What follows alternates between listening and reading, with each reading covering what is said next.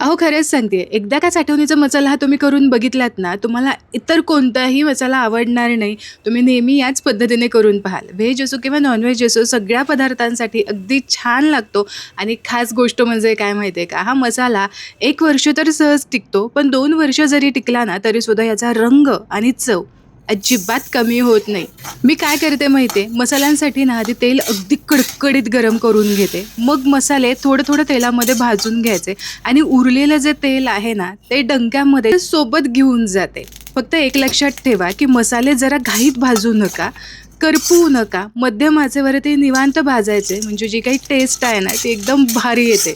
आणि विशेष म्हणजे काय माहिती आहे का या मसाल्याची, जसा-जसा हा मसाला मुरत जातो ना, तशी-तशी याची चवसुद्धा वाढत जाते आणि रंगसुद्धा छान खुलून येतो. अजिबात फिका होत नाही. मी ना इथे 3 प्रकारच्या मिरच्या घेतल्या आहेत. त्यामुळे तिखटपणा, रंग आणि स्वाद अगदी बॅलन्स झालाय.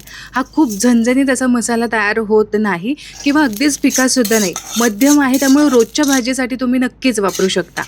आणि सगळ्यात महत्त्वाचं म्हणजे ना साहित्यांचं प्रमाण मी कॅप्शनमध्ये दिलेलं आहे, डिस्क्रिप्शनमध्ये सुद्धा दिलेलं आहे. नक्की जाऊन एकदा चेक करून घ्या आणि जे काही प्रमाण मी तुम्हाला दिलं आहे ना, ते अगदी तसंच घ्या म्हणजे तुमचा मसालासुद्धा खूप स्वादिष्ट होईल. इथे मिरच्यासुद्धा थोडासा तेल घालून ना मी परतून घेतलेल्या आहेत. सगळं साहित्य छान भाजून झालं, थंड झालं की मग कुटून आणायचे. बघा कसला मस्त रंग आलाय की नाही. तुम्ही सुद्धा नक्की ट्राय करा आणि अशाच रेसिपीसाठी तृप्तीज किचन कट्टा या चॅनलला नक्की फॉलो करा.